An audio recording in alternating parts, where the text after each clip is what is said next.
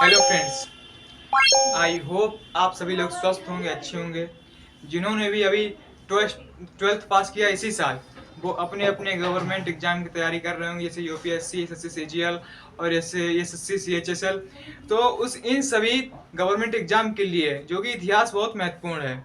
इतिहास इतना मतलब हर एक एग्जाम में, गवर्नमेंट एग्जाम में अब तो हर एक एग्जाम में इतिहास मतलब कंपलसरी है। तो ल्यूसेंट की जीके में आज हम लोग इतिहास इतिहास को कम से कम 10 से 12 लेक्चर में पूरी ल्यूसेंट खत्म कर देंगे। ल्यूसेंट के अंदर जितनी भी इतिहास है, पूरी ल्यूसेंट 10 से 12 लेक्चर में आपकी समाप्त हो जाएगी। अब इतिहास में सबसे पहले आता है, इतिहास टॉपिक आता है। तो इतिहास में आपको पता होना चाहिए इतिहास किस सब से बना है, इसके जनक कौन है और इसके जनक मतलब उनकी क्या पुस्तक कौन सी है, ये सब आपको पता होना चाहिए। तो मैं आपको यही बताने वाला हूँ आज। सबसे पहले इतिहास जो बना है वो बना है हिस्टोरिका शब्द से।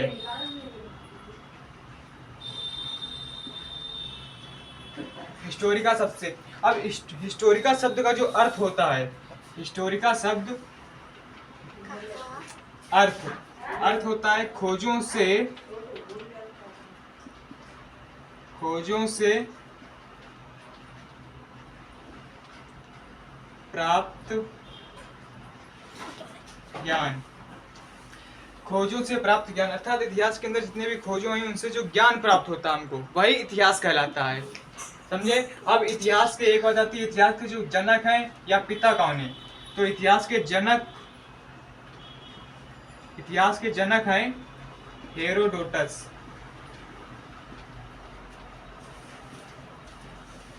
हेरोडोटस। अब हेरोडोटस का संस्कृत नाम, इनका एक संस्कृत नाम ही है। हेरोडोटस का संस्कृत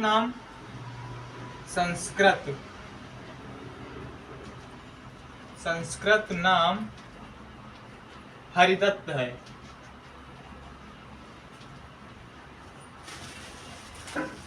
इतिहास शब्द बना हिस्टोरिका शब्द से। हिस्टोरिका शब्द का अर्थ होता है खोजों से प्राप्त ज्ञान, और इतिहास के जनक हैं हेरोडोटस। हेरोडोटस का संस्कृत नाम है हरिदत्त। अब हिस्टोरिका शब्द जो है, इसकी जो भाषा है, इसकी भाषा ग्रीक या यूनानी,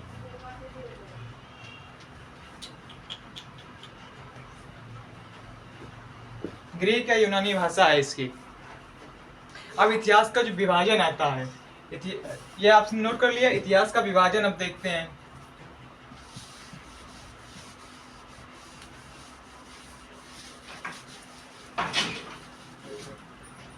इतिहास का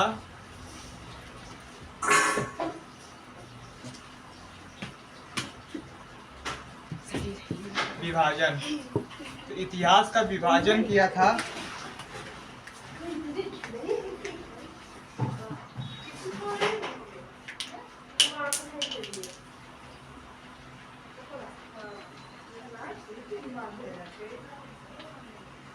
इतिहास का विभाजन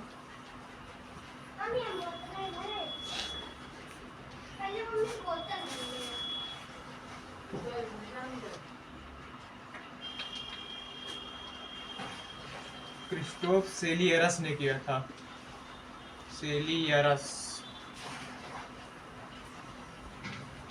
क्रिस्टोफ सेलियरस ने किया था। अब इसको इतिहास को बांटा गया 3 भागों में।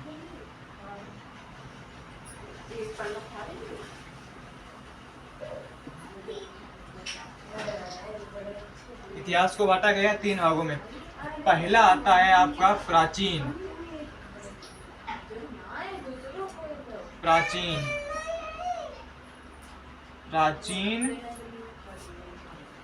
भारत, मध्यकालीन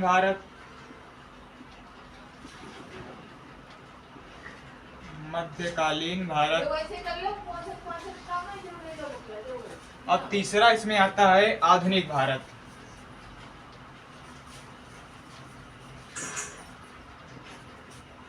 आधुनिक भारत। अब इतिहास का विभाजन जो होता है, इतिहास का विभाजन क्रिस्टोफ सेल्यूरस ने किया था। और इतिहास को बांटा गया 3 भागों में, प्राचीन भारत, मध्यकालीन भारत, आधुनिक भारत। आधुनिक भारत। अब सबसे पहला आता है आपका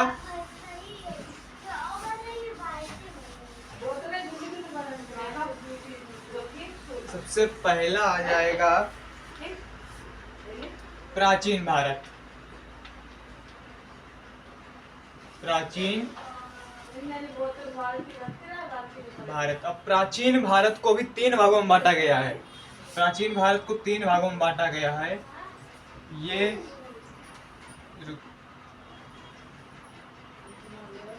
प्राचीन भारत को 3 भागों में बांटा गया है। पहला हो गया आपका प्रागैतिहासिक।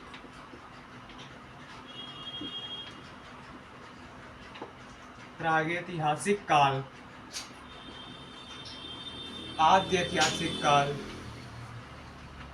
आद्य ऐतिहासिक,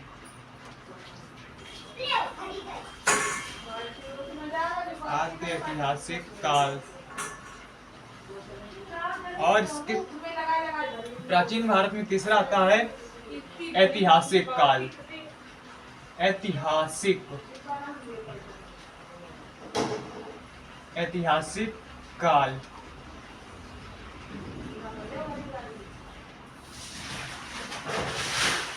प्राचीन भारत के अंतर्गत पहला आता है प्रागैतिहासिक काल, दूसरा आदि ऐतिहासिक काल, तीसरा आता है ऐतिहासिक काल। अब पहले प्राचीन भारत में प्रागैतिहासिक काल को लेते हैं। तो पहला प्रागैतिहासिक काल, प्रागैतिहासिक, प्रागैतिहासिक काल। तो पहला, इसके भी 3 पार्ट हैं।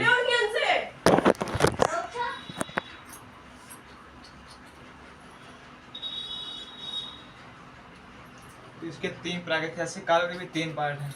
इसका तो पहला आता है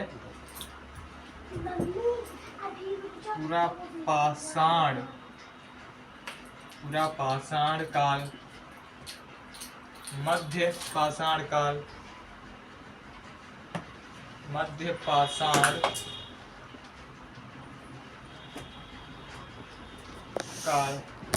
और तीसरा नवपाषाण काल, नवपाषाण काल। ओके। पहले प्राचीन भारत को बांटा गया 3 भागों में। पहला प्रागैतिहासिक काल, दूसरा आद्य ऐतिहासिक काल और तीसरा है ऐतिहासिक काल। अब प्राचीन भारत में पहला प्रागैतिहासिक काल में प्रागैतिहासिक काल को भी 3 भागों में बांटा गया है। पूरा पाषाण काल, मध्य पाषाण काल और नवपाषाण काल। अब ये तीनों प्रागैतिहासिक काल को पूरा पाषाण काल, मध्य पाषाण काल और नवपाषाण काल। अब प्रागैतिहासिक काल में जो पूरा पाषाण काल है उसको अब पहले लेके चलते हैं।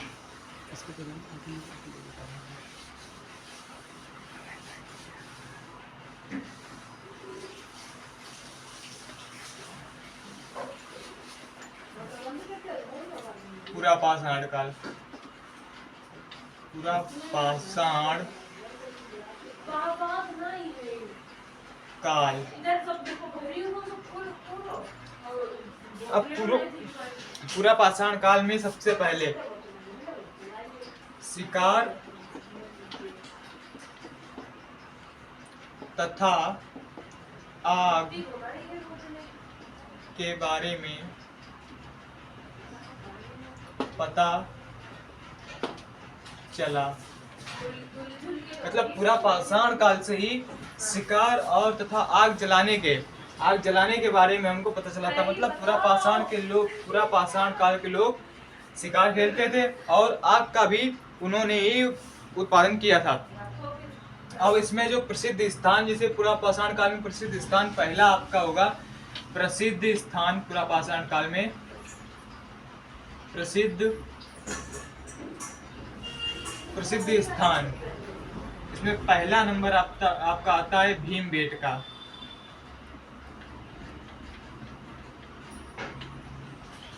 भीमबेटका प्रसिद्ध स्थान में पहला नंबर आपका आता है भीमबेटका। भीमबेटका जो कि रायसेन एमपी, रायसेन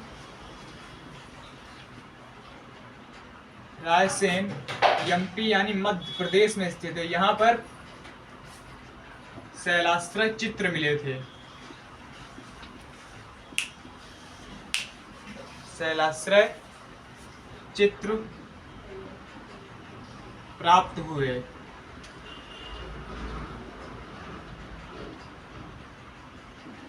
पूरा पाषाण काल शिकार तथा आग जलाने के बारे में पता चला था। और इसमें प्रसिद्ध स्थान में पहला नंबर आपका हो गया भीमबेटका। भीमबेटका रायसेन एमपी में स्थित है और भीमबेटका में शैलाश्रय चित्र हमको प्राप्त हुए थे। अब आपका दूसरा आता है अतिरंपक्कम।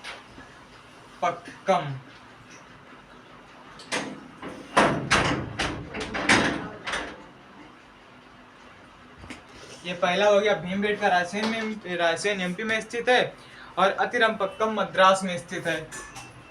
यह मद्रास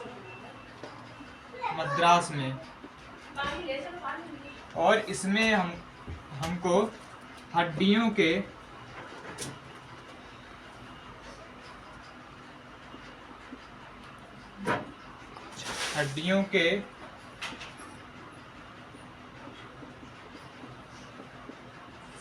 औजार प्राप्त हुए।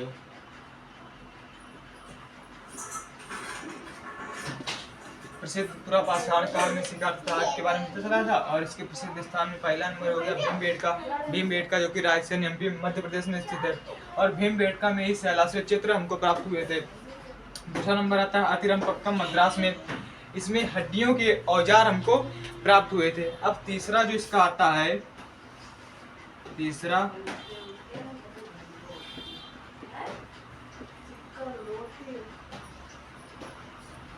पहला हो गया भीमबेटका, दूसरा अतिरंपक्कम हो गया और चौथा हो गया हथनौरा मध्य प्रदेश यानी एमपी में स्थित है। मध्य प्रदेश में स्थित है। अब इसमें मनुष्य के सर्वप्रथम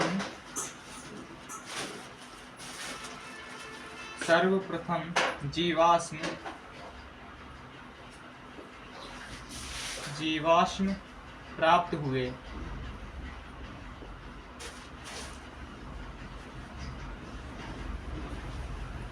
हथनौरा मध्य प्रदेश में जो कि स्थित है, इसमें हमको मनुष्य के सर्वप्रथम जीवाश्म प्राप्त हुए थे।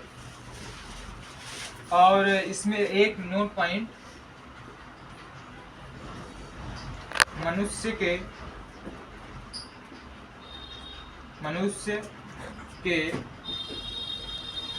जीवाश्म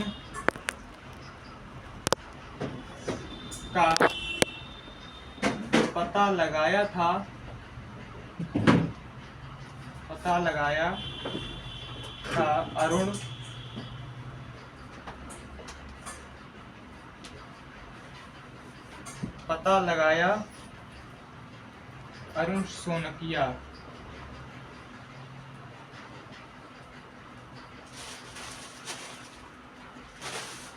अरुण सोनकिया ने। हथनौरा मध्य प्रदेश में स्थित है और मनुष्य के जीवाश्म का सर्वप्रथम, मतलब मनुष्य के जीवाश्म सर्वप्रथम हथनौरा मध्य प्रदेश में मिले थे। और एक नोट पॉइंट, मनुष्य के जीवाश्म का पता लगाया अरुण सोनकिया ने। ये क्वेश्चन बहुत बार पूछा जा चुका है हर एक गवर्नमेंट एग्जाम में। ठीक है, अब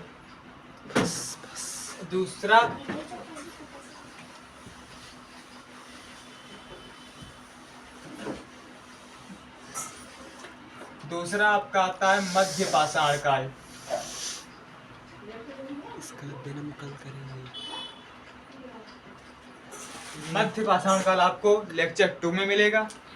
अगर आपको ये वीडियो अच्छी लगी हो, समझ में आया हो, ये इतिहास के पिता कौन है, इतिहास का किस शब्द से बना है, इतिहास के जिस शब्द से बना उसका अर्थ क्या है, ये सब आपको समझ में आया है, तो आप इस चैनल को सब्सक्राइब करें, लाइक करें, कमेंट करें। और अगली वीडियो पाने के लिए अगली वीडियो पाने के लिए सब्सक्राइब करना जरूरी है, क्योंकि अगर सब्सक्राइब नहीं करेंगे तो लेक्चर 2 है वो आपको जल्दी से जल्दी नहीं मिल पाएगा। इसलिए आप हमारे चैनल को सब्सक्राइब करके लाइक तथा कमेंट जरूर करें कि आपको ये वीडियो कैसा लगा। धन्यवाद।